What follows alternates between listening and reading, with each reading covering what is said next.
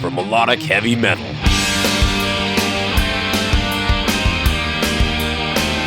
Playing it heavier, louder, raunchier, faster.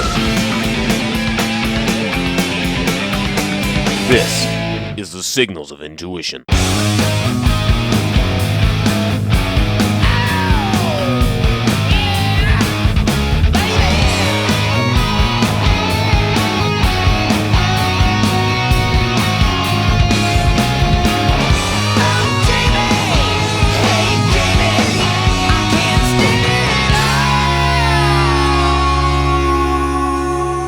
Some brand new Stephen Pearcy right there. You may know him as the singer from Ratt. That is from his brand new record Smash, and that is the first single, Jamie, off that record. You're listening to the Signals of Intuition, your home for melodic hard rock and heavy metal. Tonight on the show, we've got Stephen Pearcy calling in. You may know him from Arcade, Vertex, and obviously from Ratt. So let's get him on the line right now.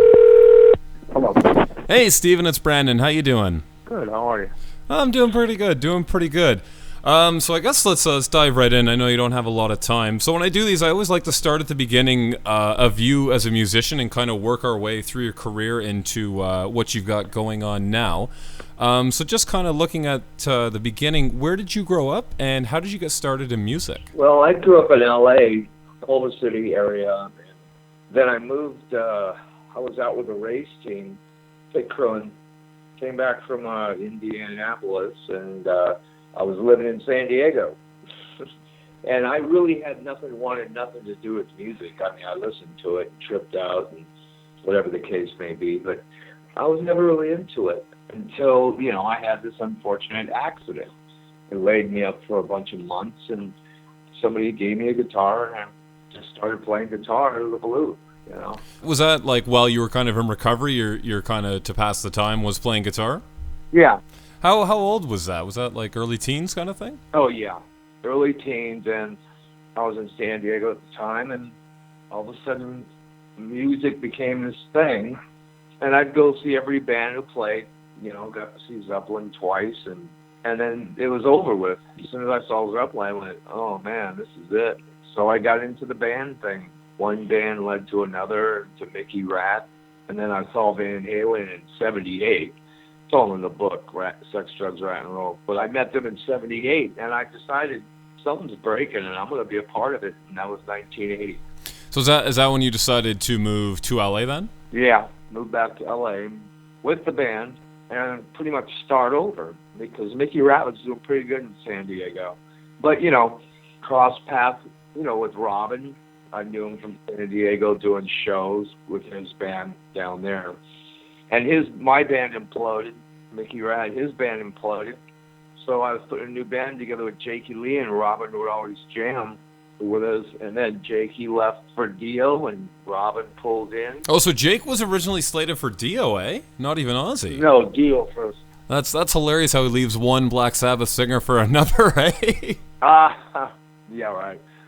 So, and then everything just took its course, I just decided to be this singer guy, not a guitar player singer guy. Were you now in Mickey Ratt? Did you play both, or were you just a singer as well in the Mickey Ratt days? No, I played guitar and sang. All of Paul Stanley Kiss, kind of, Eric Bloom, Mr. Colt, and that kind of thing. Peter Frapp. Yep. Come on. Oh, yeah. Of course. Well, I mean, there's a million of them, Dave Mustaine and on and on and on. You could go through. Yeah. How did you come to meet Jakey Lee? Was he from San Diego, or did you meet him later in L.A.? He was from San Diego. And so at that time, I take it he was he just like a high school buddy, or was he kind of like a hot guitarist on the scene that you happened to meet up with? Yeah, he was in a band called Teaser in San Diego, as I had Mickey Ratt down there, and Robin had Phenomenon. And, once I migrated, everybody kind of migrated up too. And that's where Jakey fell in. It's just like, yeah, we all knew each other.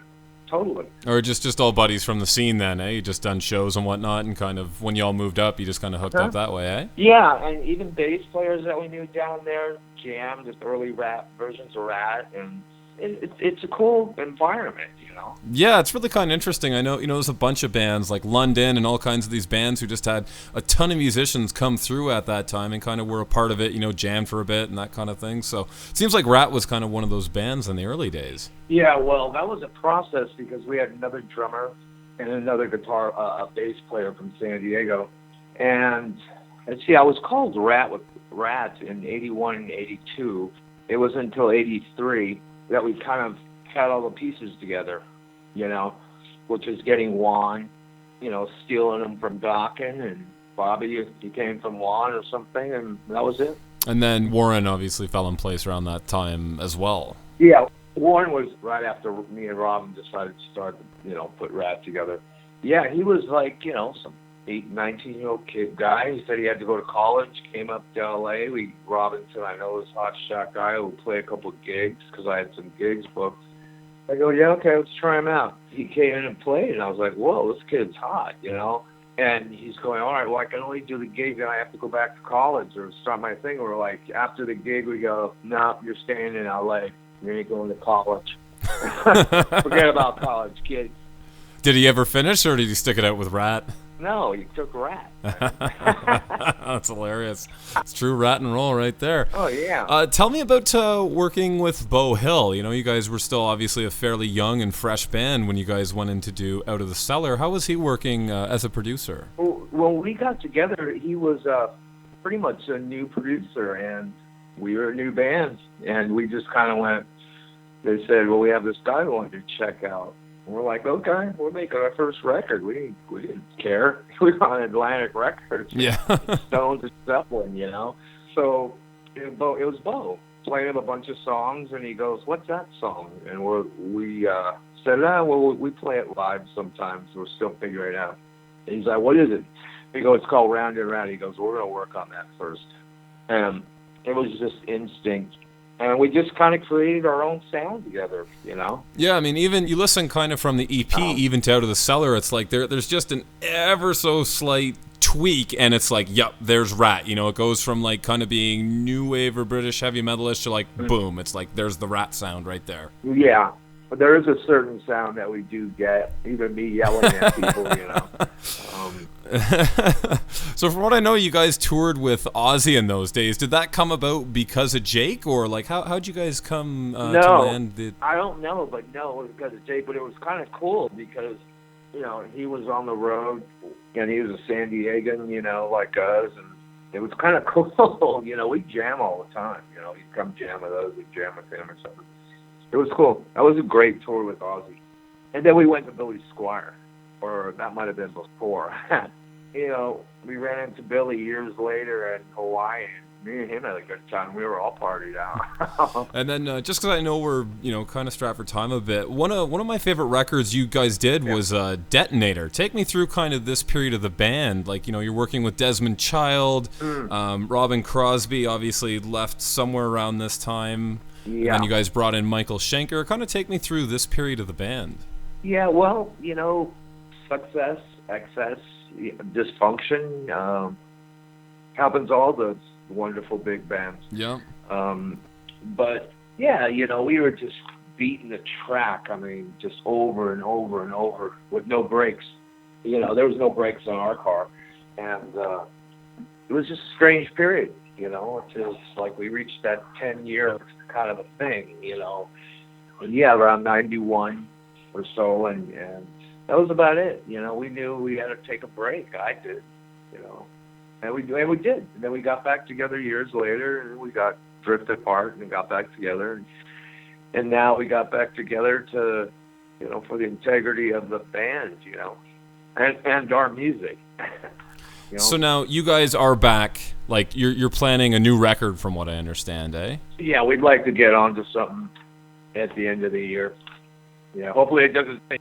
It's taken 6 years since the last one. Well, I mean, then again, Infestation was like 10 years between releases for that one, and I think that one was worth the wait. So, Did you guys think the new one will be something in that vein, or are you looking for more of that kind of style? No, I'm looking towards EP meets Cellar and Invasion right smack dab right there. Right.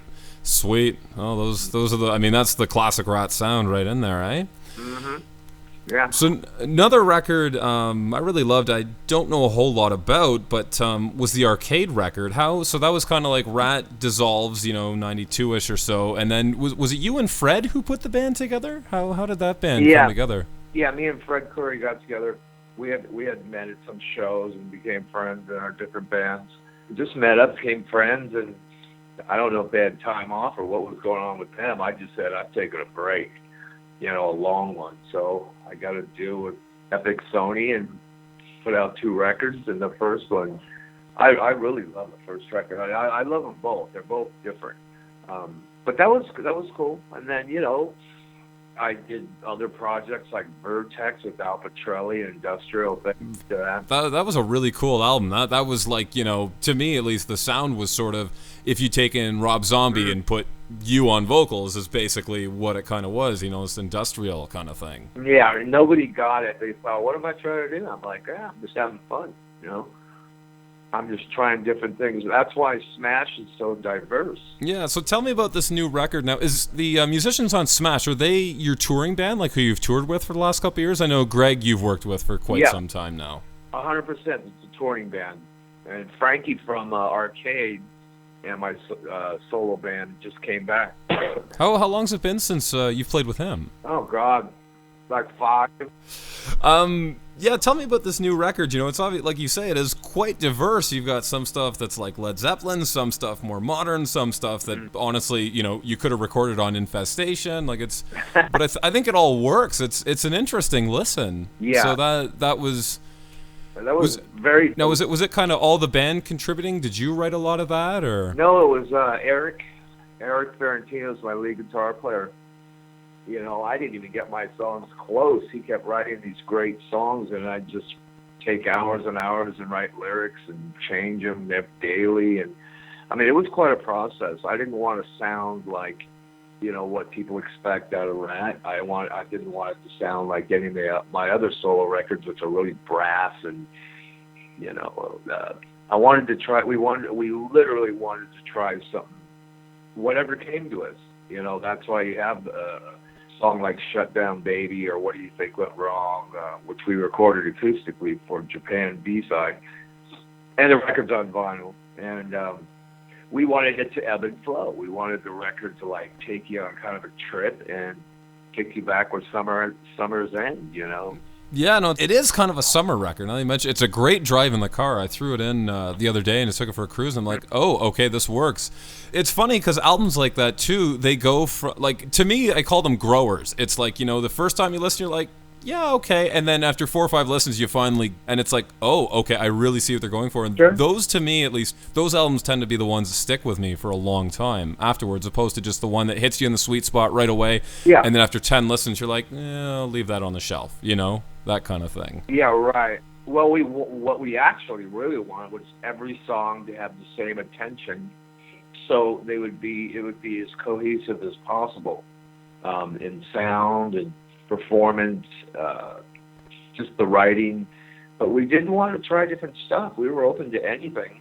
And Eric and Matt did keyboard stuff, and so back masking. I mean, we did a bunch of good stuff on there.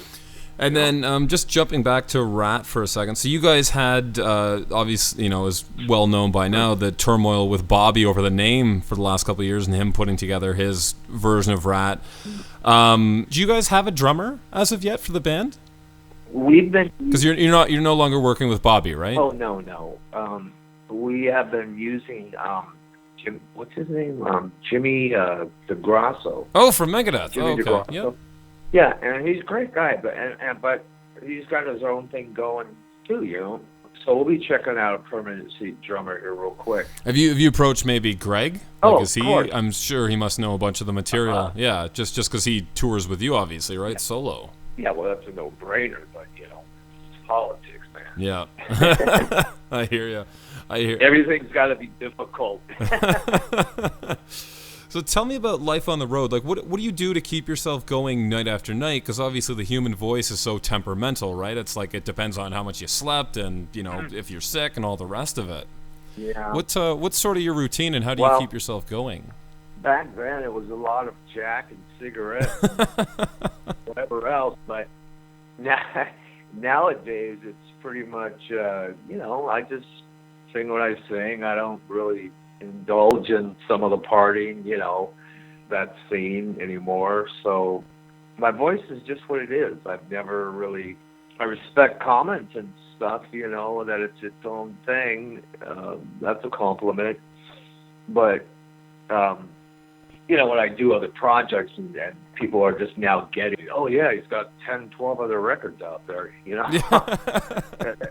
I like, that's just me testing the boundaries. I don't expect it. We've been there and done it.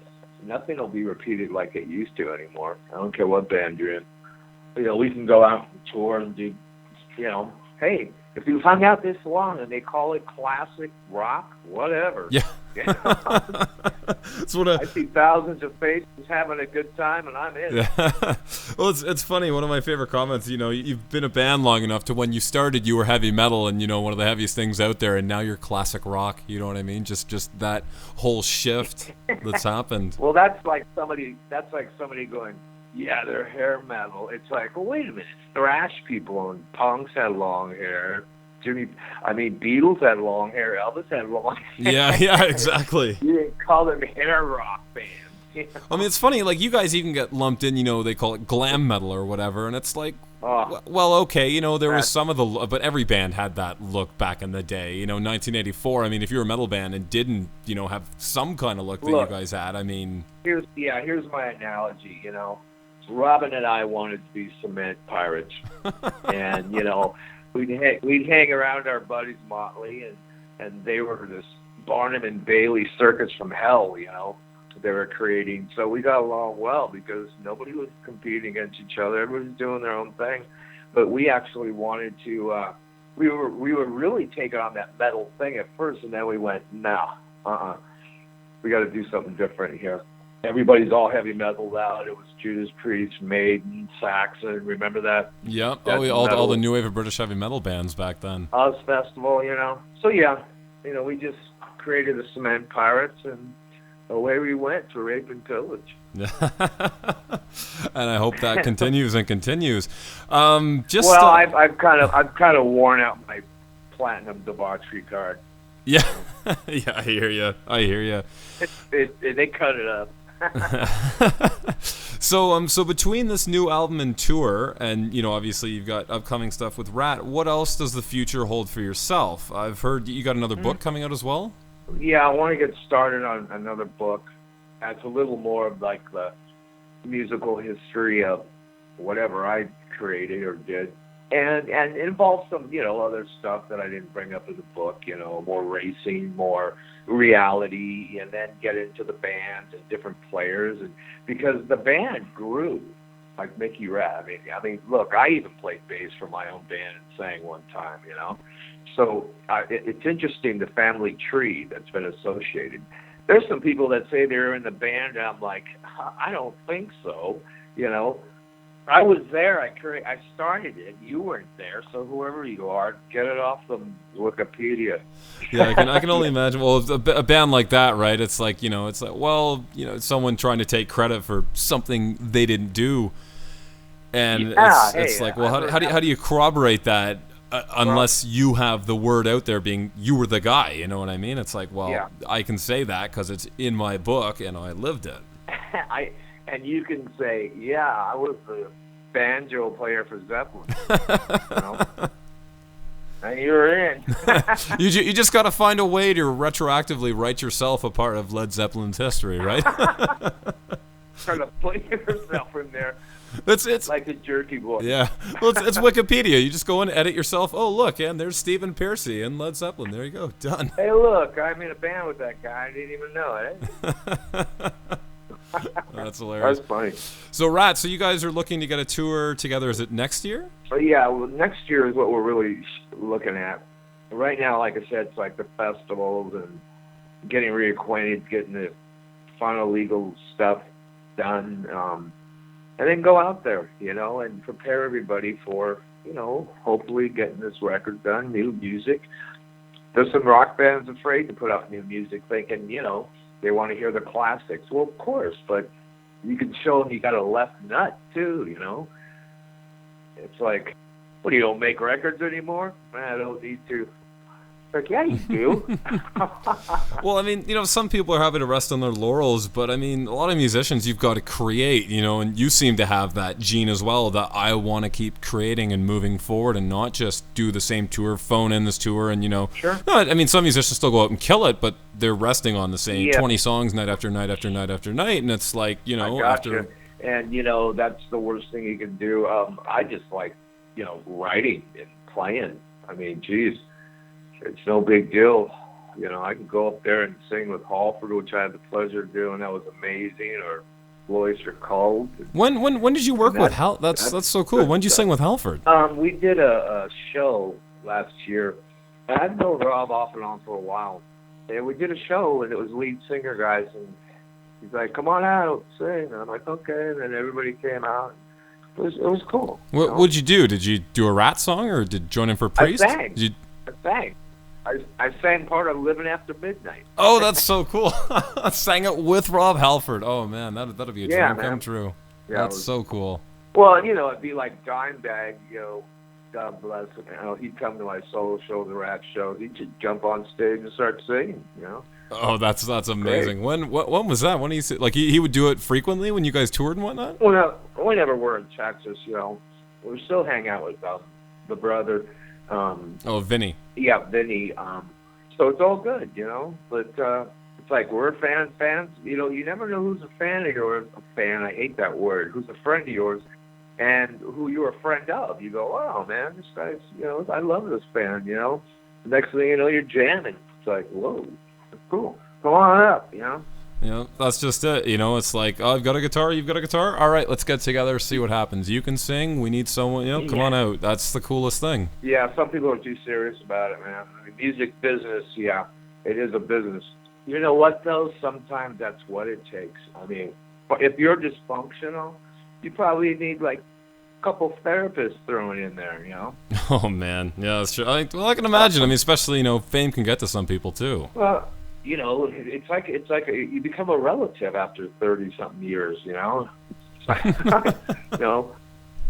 kids are older than you now. Yep. It's like, whoa, that's your kid? Where have I been? Kid's like 40 or something. Last time I saw you, you were 3. What happened? Now you've got a mortgage. That's a good one. Oh my God. No, they're like 25 or yeah. They're like, holy shit, last time I saw you were like a peanut, Oh, that's so funny.